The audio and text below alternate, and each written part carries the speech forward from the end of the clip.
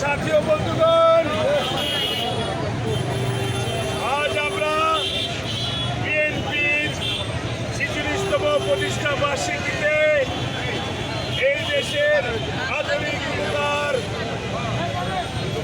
বহুদলীয় গণতন্ত্রের প্রবক্তা, আমাদের রাষ্ট্রনায়ক, বিএনপির প্রতিষ্ঠাতা চেয়ারম্যান শহীদ প্রেসিডেন্ট জিয়াউর রহমানের মাজারে আমরা শ্রদ্ধা জানাতে আসছি।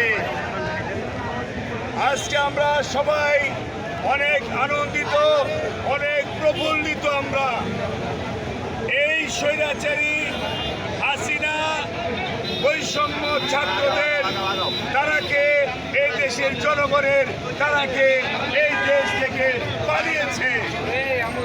তারপর আমরা এই প্রথম দ্বিতীয় স্বাধীন দেশে আমরা আমাদের প্রাণপ্রিয় নেতা শহীদ প্রেসিডেন্ট জিয়াউর রহমানের মাজারে আমরা দিতে যাচ্ছি, শ্রদ্ধা জানাতে যাচ্ছি।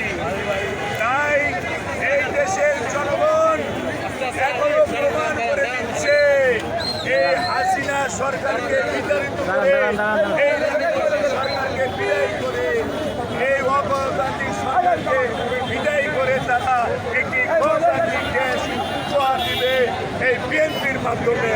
এটা হলো এই জনগণ